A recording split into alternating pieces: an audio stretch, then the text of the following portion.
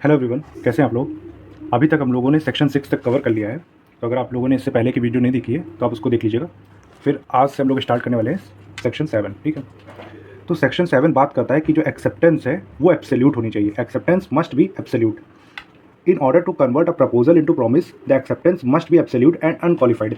तो कोई भी प्रपोजल प्रॉमिस कब बनता है, जैसा कि हम लोगों ने देखा था इससे पहले की वीडियो में, कि जब कोई प्रपोजल एक्सेप्ट हो जाता है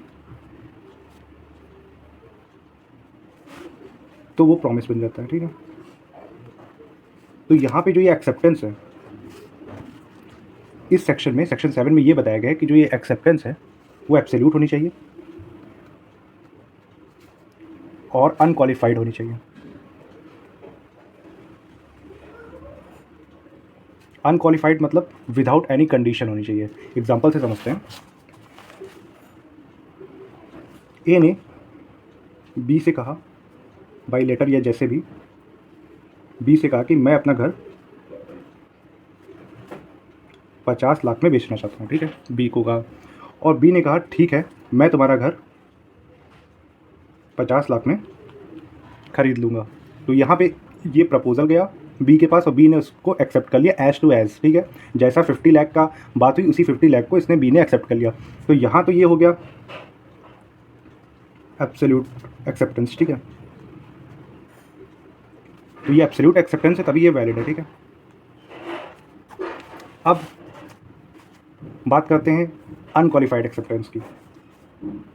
अब यही मान लीजिए ए ने कहा बी से कि मैं अपना घर 50 लाख में तुम्हें बेचना चाहता हूँ। ठीक है। अब यहाँ पे जो बी है इसने कहा ठीक है, मैं तुम्हारा घर 40 लाख में खरीद लूँगा। तो यहाँ पे बी ने अपनी एक्सेप्टेंस तो दी, पर यहाँ उसने एक क्रॉस ऑफर कर दिया। इसने 50 लाख का कहा और इसने 40 लाख बोल दिया इसे। तो यहाँ पे जो एक्सेप्टेंस है वो एब्सोल्यूट नहीं होगी। तो यहाँ पे जो एक्सेप्टेंस है वो एब्सोल्यूट नहीं होगी क्योंकि वो अनक्वालिफाइड भी नहीं है। उस यहाँ पे उसने बोला है सेक्शन 7 में कि एब्सोल्यूट होनी चाहिए और अनक्वालिफाइड होनी चाहिए। मतलब absolute as to as accept होना चाहिए और अनक्वालिफाइड मतलब उसमें कोई कंडीशन नहीं लगी होनी चाहिए। तो यहाँ पे इसने 40 लाख बोला। ठीक है, तो ये इसने कंडीशन लगा दी। जैसा ये प्रपोजल है वैसे यहाँ पे प्रॉमिस नहीं हुआ। अभी यहाँ पे जो एक्सेप्टेंस है उसको वैलिड एक्सेप्टेंस नहीं माना जाएगा। ठीक है। और इसको एक और एग्जांपल से समझ लेते हैं। जैसे ए ने अपनी रेड कार, ठीक है, उसकी एक रेड कार है, बी को ऑफ़र की कि वो अपनी रेड कार बी को बेचना चाहता है 50 लाख में। ठीक है, 50 लाख मान लो, 50 लाख में अपनी रेड कार बी को बेचना चाहता है। ठीक है। अब ये जो बी है वो, अब 50 लाख में आप लोग सोच रहे होंगे 50 लाख तो और महंगी भी कार आती है ना, 1 करोड़ की भी कार आती है। तो ऐसे मान लीजिए कि 50 लाख की कार है, अपनी रेड कार, वो 50 लाख की बी को बेचना चाहता है। और बी ने कहा कि ठीक है, मैं तुम्हारी ये रेड कार, तो तुम्हारी ये जो कार है वो 50 लाख में ख़रीद लूँगा, लेकिन जब तुम इसमें येलो पेंट करा दोगे। ठीक है। तो यहाँ पे इसने फिर एक कंडीशन रख दी कि इस कार को मैं खरीद तो लूँगा, यहाँ पे जितना अमाउंट है उसी अमाउंट में वो खरीद रहा है, लेकिन उसने कंडीशन लगा दी कि वो येलो जब करा दोगे, तुम पेंट रीपेंट करा दोगे तो मैं ले लूँगा। तो यहाँ भी ये जो एक्सेप्टेंस एब्सोल्यूट नहीं है, तभी ये एक्सेप्टेंस वैलिड नहीं रहेगी। ठीक है। अब नेक्स्ट पॉइंट देखते हैं। नेक्स्ट पॉइंट में बताया गया है जो एक्सेप्टेंस है वो एक्सप्रेस्ड होनी चाहिए in some usual and reasonable manner. जो ये बताया गया कि जो ये एक्सेप्टेंस है, यहाँ पे जो बी ने एक्सेप्टेंस दी, ये एक्सप्रेस होनी चाहिए ना, और या एक्सप्रेस नहीं है तो कोई यूजुअल मैनर में ए तक पहुँचनी तो चाहिए ये ना एक्सेप्टेंस की, ये पता तो चलना चाहिए ना ए को कि इसने एक्सेप्ट करा है। जैसे ए ने लेटर के थ्रू यहाँ पे भेजा, ठीक है, कि मैं अपना घर 50 लाख में भेजना चाहता हूँ, तो बी ने क्या अपने अपने मन में या अपनी फैमिली मेम्बर से डिस्कस कर लिया कि हाँ मैं इसका घर खरीद रहा हूँ, लेकिन ए को बताया नहीं। तो क्या यहाँ पे जो एक्सेप्टेंस है वो एक्सप्रेस ही नहीं हुई है? जब एक्सप्रेस नहीं करा, इसको ए को बताया ही नहीं गया, ए के नॉलेज में नहीं आई कि वो तुमने एक्सेप्ट कर लिया है, तो यहाँ पे जो एक्सेप्टेंस है वो वैलिड एक्सेप्टेंस नहीं होगी। तभी जो एक्सेप्टेंस है वो एक्सप्रेस्ड होनी चाहिए, ए के तक पहुँचनी चाहिए कैसे भी, या तो एक्सप्रेस होनी चाहिए या फिर इम्प्लाइड होनी चाहिए। एक्सप्रेस और इम्प्लाइड हम लोग आगे भी समझेंगे। आगे के इम्प्लाइड मतलब एक्शन के थ्रू होनी चाहिए। जैसे 50 लाख इसने बोला कि मैं तुम्हारा घर 50 लाख में अपना घर बेचना चाहता हूँ, बी ने इसको 50 लाख दे दिया, तो यहाँ इम्प्लाइडली मतलब अपने एक्शन से उसने बी ने ये दिखाया कि वो उसका घर खरीद रहा है। ठीक है। तो ऐसे ही जो एक्सेप्टेंस है वो किसी भी वे में ए तक पहुंचनी चाहिए। तो बताया गया कि जो एक्सेप्टेंस है एक्सप्रेस्ड होनी चाहिए in some usual and reasonable manner. Reasonable manner कोई ऐसे मैनर में जिससे ए तक ये बात पहुँचे कि एक्सेप्टेंस हुई है। ठीक है। Unless the proposal prescribe the manner in which it is to be accepted. Unless, इसमें यह आगे बताया गया है कि अगर प्रपोजल में पहले से मैनर दिया गया है, पहले से मैनर प्रिस्क्राइब किया गया है कि एक्सेप्टेंस आपको ऐसे करनी है, तो आपको उस मैनर में जो एक्सेप्टेंस है करनी पड़ेगी। फॉर एग्जांपल, अब यहाँ पे ए ने कहा कि मैं तुम्हें अपना घर 50 लाख में बेचना चाहता हूँ बी से, लेकिन अगर तुम मेरा घर खरीदना चाहते हो तो मुझे ईमेल के थ्रू बता देना, ठीक है। अब बी ने ईमेल नहीं करा, ए को लेटर भेज दिया, ठीक है। तो यहाँ पे लेटर ए को मिल गया। अब यहाँ पे ए की रिस्पॉन्सिबिलिटी है, अगर ए चाहता, अगर लेटर ए ने एक्सेप्ट कर लिया तो कोई बात नहीं, लेकिन अगर ए का यही कहना है कि वो ईमेल से ही एक्सेप्टेंस चाहता है, उसने पहले से वो जो अपनी कंडीशन है प्रिस्क्राइब कर दी कि तुमको जो अपनी प्रपोजल का एक्सेप्टेंस है वो ईमेल से ही देना है, तो यहाँ पे ए की ड्यूटी है कि वो वापस बी से कहे कि मैं तुम्हारी एक्सेप्टेंस को एक्सेप्ट नहीं करूँगा जब तक तुम ईमेल से नहीं भेजोगे। तो यहाँ पे ए ने दोबारा बी से को तो यहाँ पे ए को दोबारा बी से कहना पड़ेगा कि तुम एक्सेप्टेंस ईमेल से ही भेजो, और अगर ए ने यहाँ पे बी से नहीं कहा कि तुम ईमेल से भेजो, तो यहाँ पे और ए ने कुछ नहीं बोला बी से, ठीक है, और ए तक लेटर पहुँच गया, तो यहाँ पे माना जाएगा कि ए ने इसको एक्सेप्ट कर लिया। यही आगे बात की गई है। If the proposal prescribed a manner in which it is to be accepted and the acceptance is not made in such manner, और जो प्रपोजल है इसमें पहले से मैनर प्रिस्क्राइब किया गया है और जो एक्सेप्टेंस है उस मैनर में अगर नहीं एक्सेप्ट की गई हो, तो प्रपोजर में विद इन रीजनेबल टाइम, जो प्रपोजर है रीजनेबल टाइम के अंदर जब उसको एक्सेप्टेंस मिली है, after the acceptance is communicated to him, जब एक्सेप्टेंस उसको मिली है, उसको इंसिस्ट करना पड़ेगा प्रपोजल को कि वो एक्सेप्टेंस उसी मैनर प्रिस्क्राइब्ड मैनर में दे, एंड नॉट अदरवाइज। बट अगर यहाँ पे जो प्रपोजर है वो फेल हो गया है ऐसा करने में, उसको दोबारा इंसिस्ट उसने नहीं करा और उसने वो लेटर रख लिया अपने पास, तो यहाँ पे माना जाएगा कि उस जो प्रपोजर है उसने एक्सेप्टेंस को एक्सेप्ट कर लिया, ठीक है, एक्सेप्टेंस को एक्सेप्ट कर लिया है। तो यही बोला गया कि एक्सेप्टेंस एब्सोल्यूट होनी चाहिए और अनक्वालिफाइड होनी चाहिए, मतलब विदाउट एनी कंडीशन होनी चाहिए, और एक्सप्रेस होनी चाहिए in some usual and reasonable manner में, जैसे ए को, मतलब जिसने भी ये प्रपोजल दिया है उसको ये पता चलना चाहिए कि तुमने एक्सेप्टेंस दे दी है। Unless the proposal prescribe the manner in which it is to be accepted, unless proposal में ऐसा मैनर दे दिया गया है कि तुम इसी वे में उसको एक्सेप्ट करोगे, तो तुम्हें उसी वे में एक्सेप्ट करना पड़ेगा। लेकिन अगर तुमने उस वे में एक्सेप्ट नहीं करा, जैसे इसमें ईमेल की बात की गई थी कि तुम ईमेल में एक्सेप्टेंस देना, लेकिन इसने बी ने पोस्ट लेटर के थ्रू ए को एक्सेप्टेंस दी, और यहाँ पे अगर ए ने इस बी पे दोबारा दबाव नहीं डाला कि तुम ईमेल पे ही भेजो, और बी को कुछ भी रिप्लाई नहीं दिया ए ने, तो यहाँ पे ये माना जाएगा कि ए ने उस पोस्ट लेटर को एक्सेप्ट कर लिया है और यहाँ पे वैलिड एक्सेप्टेंस हो जाएगी। लेकिन अगर ए ने बी को दबाव डाला कि नहीं तुम्हें ईमेल पे ही देना होगा, बी से दोबारा मैसेज कहा कि तुम ईमेल पे ही एक्सेप्टेंस दो, तो और यहाँ पे बी तब अगर नहीं देता है ईमेल पे, तो वहाँ पे वैलिड एक्सेप्टेंस नहीं होगी, ठीक है। तो बस इतनी सी बात है सेक्शन 7 में। अब आगे कर देखते हैं सेक्शन 8।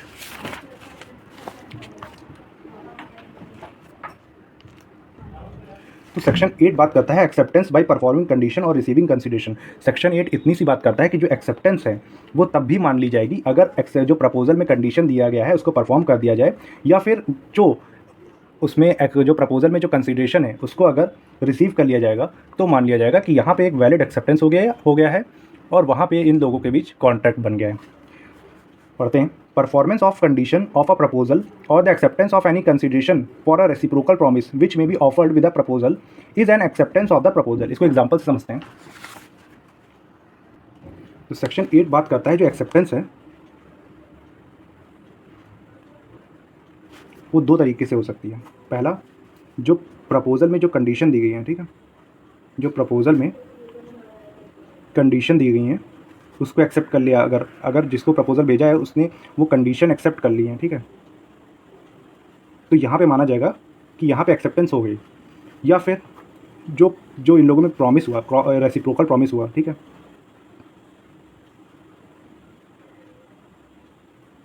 तो जो रेसिप्रोकल प्रॉमिस में जो कंसिडरेशन है अगर उसको रिसीव कर लिया गया, ठीक है,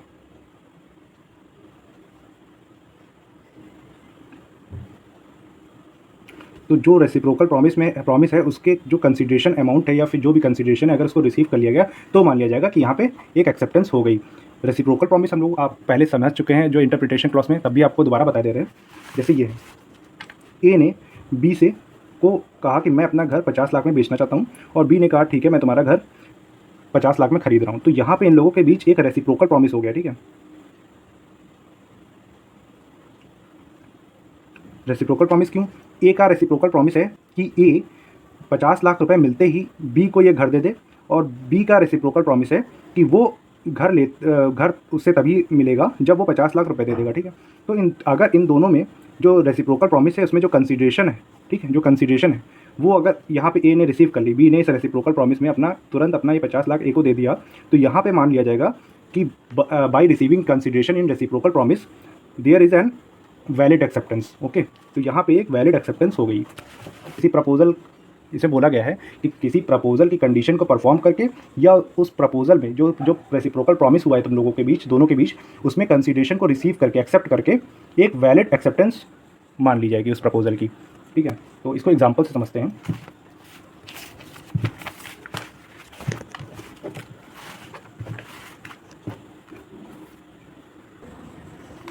तो मान लीजिए ए एक कंपनी में मैनेजर है, ठीक है, और बी वहाँ पे जॉब के लिए गया है, उस कंपनी में जॉब के लिए गया है, ठीक है। तो ए ने बी को जॉब ऑफर की, ठीक है, 50,000 पर मंथ की, ठीक है, पर मंथ की 50,000 पर मंथ की जॉब ऑफर की बी को। ए ने कहा कि तुम अपना मंडे से काम स्टार्ट कर दो, और ठीक है, तो यहाँ पे ए ने बी से कहा कि तुम मंडे से अपना काम स्टार्ट कर दो, और जॉब ऑफर की कि तुम मंडे से अपना काम स्टार्ट कर दो, और बी ने कुछ नहीं बोला, बी वहाँ से चला गया, ठीक है। और दूसरे दिन मंडे से बी ने अपना काम स्टार्ट कर दिया, ठीक है, ये बी ने स्टार्ट कर दिया काम, ठीक है। तो जैसे ही बी ने काम स्टार्ट करा तो यहाँ पे उसने कंडीशन, जो ए की जो कंडीशन थी कि तुम मंडे से काम स्टार्ट कर दो, तो यहाँ पे बी ने उस कंडीशन को परफॉर्म कर दिया, वो मंडे से काम करने लगा, तो यहाँ पे एक वैलिड एक्सेप्टेंस हो गई, ठीक है, यहाँ पे एक वैलिड एक्सेप्टेंस हो गई। तो यहाँ पे जो कंडीशन थी कि मंडे से वर्क स्टार्ट करना है, इस कंडीशन को परफॉर्म करके बी ने इस कंडीशन को परफॉर्म किया, मंडे से वो काम पे आने लगा, तो यहाँ ये पता चलता है कि by performing this condition there is a valid acceptance. अब ये एक वैलिड एक्सेप्टेंस मान ली जाएगी, ठीक है। और बाई रिसीविंग कंसीडरेशन का अगर हम लोग समझे एग्जाम्पल, तो यहाँ ए ने बी से कहा कि मैं अपना जो घर है वो 20,000 पर मंथ रेंट पे उठाऊंगा, ठीक है, 20,000 पर मंथ रेंट पे उठाऊंगा। तो बी ने इसको ए को 20,000 अमाउंट तुरंत दे दिए, ठीक है, एडवांस में दे दिए, 20,000 ये एडवांस पे कर दिया। तो यहाँ पे जो बी ने 20,000 रुपये इसको पे करा है एडवांस, इससे ये, और इसने जो यहाँ पे ये 20,000 रिसीव कर लिया ना, तो यहाँ पे हो गया acceptance bye receiving consideration, acceptance bye receiving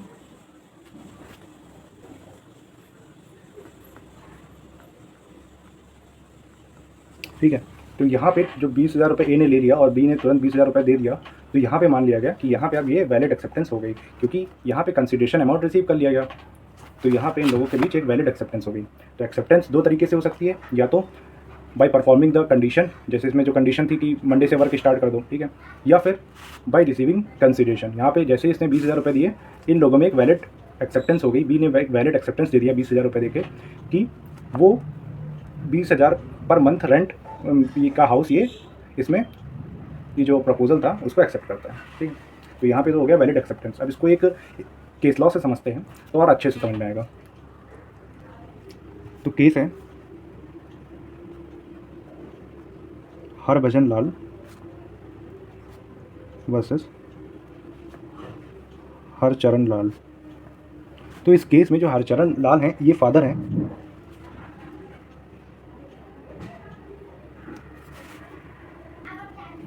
इनका जो बेटा है वो खो जाता है, ठीक है, वो मिसिंग है। तो हरचरण लाल एक जनरल ऑफ़र निकालते हैं कि जो कोई उनके बेटे को ढूंढ के लाएगा उसको वो 500 रुपये देंगे, ठीक है, 500 रुपये देंगे। अच्छा, जो ऑफ़र है, जो ऑफ़र होता है वो दो तरीके का होता है। एक तो जनरल ऑफ़र, जो जनरल ऑफ़र होता है वो वर्ल्ड एट लार्ज के लिए होता है, ठीक, जो जनरल ऑफ़र होता है वो वर्ल्ड एट लार्ज के लिए होता है। और एक होता है स्पेसिफिक ऑफ़र, जो किसी स्पेसिफिक पर्सन के लिए होता है।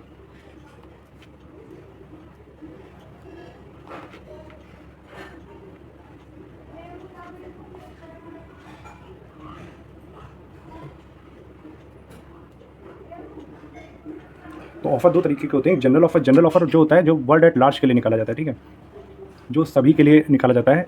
तो जो जनरल ऑफ़र होता है वो वर्ल्ड एट लार्ज के लिए होता है, जैसे कि एडवर्टाइजमेंट के थ्रू कोई ऑफ़र निकालना, और कि मेरा जो यहाँ पे इसने जो हरभजन लाल है वो एडवर्टाइजमेंट के थ्रू उसने ऑफ़र निकाला, हैंडबिल के थ्रू एक ऑफ़र निकाला कि जो कोई मेरे बेटे को ढूंढ के लाएगा उसको मैं 500 रुपये दूंगा। तो यहाँ जो हरभजन लाल था वो इसके बेटे को ढूंढ के ले आता है और बाद में जब ये क्लेम करता है ये 500 रुपये, तो ये हरचरण लाल इस ऑफ़र से मुकर जाता है, ठीक है।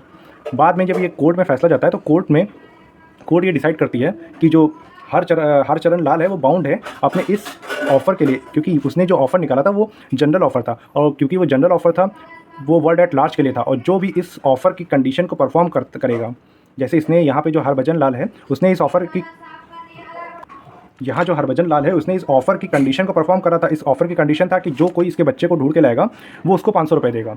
और यहाँ पे इसने आर्ग्यू करा था कि मैंने तो हरभजन लाल से कहा ही नहीं कि तुम ढूंढ के लाओ, पर उसने एक जनरल ऑफ़र तो निकाला ना, और जनरल ऑफ़र वैलिड होता है जो कि वर्ल्ड एट लार्ज के लिए होता है, और वो उसके लिए कोई ये ज़रूरी नहीं कि हरभजन लाल पहले जाए, इसको एक्सेप्टेंस ले और बाद में बच्चे को ढूंढ के लाए, ऐसा कुछ ज़रूरी नहीं होता है। जनरल ऑफ़र में जो भी उस कंडीशन को परफॉर्म कर देता है, ठीक है, जो भी उस कंडीशन को परफॉर्म कर देता है, मान लिया जाएगा उसने उस ऑफ़र को एक्सेप्ट कर लिया। तो यहाँ पे जो हरभजन लाल है उसने जब इसके बच्चे को ढूंढ के लाया तो इससे ये पता चलता है कि उसने ये कंडीशन परफॉर्म कर दी इस ऑफ़र की, तो वो यहाँ पे 500 रुपये के लिए इंटाइटल्ड है, ठीक है। तो यहाँ पे केस डिसाइड हुआ कि जो हरभजन लाल है वो इस 500 रुपये के लिए इंटाइटल्ड है, ठीक है।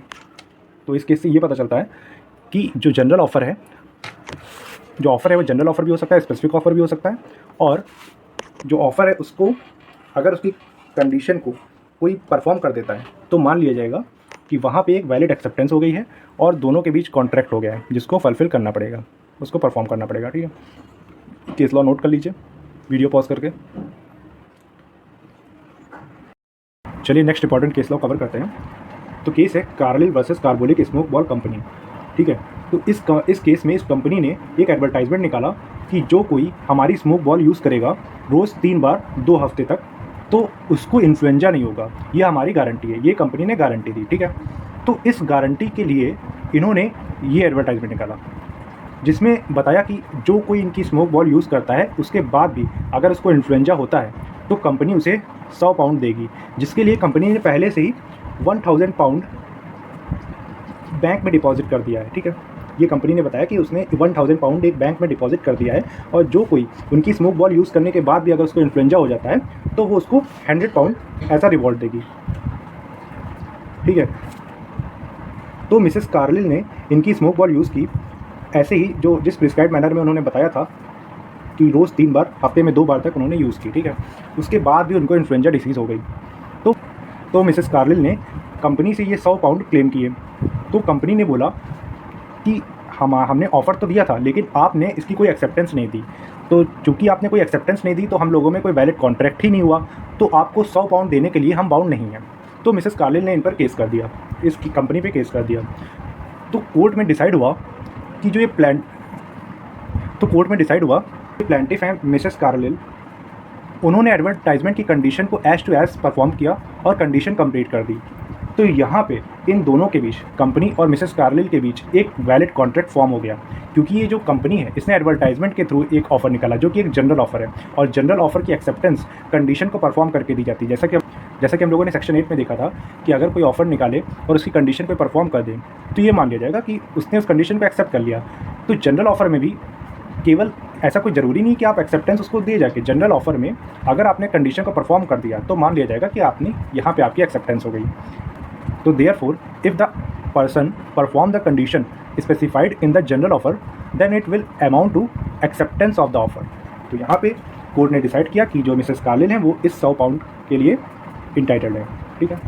तो हम लोगों ने देख लिया कि अगर किसी प्रपोजल की कंडीशन को परफॉर्म कर दिया जाए या कंसिडरेशन रिसीव कर दिया जाए तो वहाँ पे एक वैलिड एक्सेप्टेंस मान ली जाएगी। वीडियो को पॉज करके केस लॉ नोट कर लीजिए। चलिए अब हम लोग देखेंगे सेक्शन 9। तो सेक्शन 9 कह रहा है promise express and implied. Section 9 कह रहा है कि जो प्रॉमिस है वो एक्सप्रेस भी हो सकता है और इम्प्लाइड भी हो सकता है। तो कोई भी प्रपोजल और कोई भी एक्सेप्टेंस अगर शब्दों में है तो वहाँ पे कहा जाएगा कि एक्सप्रेस प्रॉमिस हुआ है। In so far as the proposal और acceptance of any promise is made in words the promise is said to be express.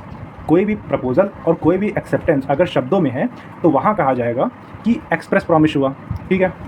पर वहीं in so far as such proposal और acceptance is made otherwise than in words the promise is said to be implied. पर वहीं अगर कोई proposal और acceptance word में नहीं होता है बल्कि एक्शंस में होता है तो हम लोग वहाँ बोलेंगे कि ये यहाँ पे इम्प्लाइड प्रॉमिस हुआ है। इसको ऐसे समझिए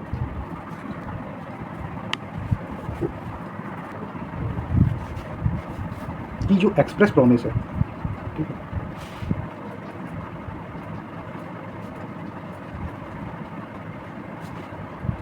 जो एक्सप्रेस प्रॉमिस है ये वर्ड्स में हो सकती है। ये वर्ड्स ओरल भी हो सकता है और रिटन भी हो सकता है, ठीक है। ओरल भी हो सकते हैं वर्ड्स में, रिटन भी हो सकता है। तो अगर किसी वर्ड्स में कोई प्रॉमिस हुआ है तो उसको एक्सप्रेस प्रॉमिस कहते हैं। और जो इम्प्लाइड प्रॉमिस है, ये जो प्रॉमिस है ये एक्शन के थ्रू होता है, ठीक है। तो अगर कोई एक्शन से प्रॉमिस होता है, बाई एक्ट, कोई कृत्य करके कोई ऐसा प्रॉमिस होता है, उसका एक्सेप्टेंस या प्रपोजल, तो वहाँ कहेंगे कि यहाँ पे जो हुआ वो इम्प्लाइड प्रॉमिस हुआ, ठीक है। तो इसको एग्जांपल से समझते तो और अच्छे समझ में आएगा। एक ही एग्जांपल से आपको इम्प्लाइड प्रपोजल और इम्प्लाइड एक्सेप्टेंस समझ में आ जाएगी, ठीक है। अब ये मान लीजिए कि ए, चलो ये मान लीजिए ए एक बस स्टॉप पे खड़ा है, ठीक है, और यहाँ से एक बस स्टॉप पे खड़ा है, तो यहाँ पे बस रुकती है, ठीक है। ये जो बस है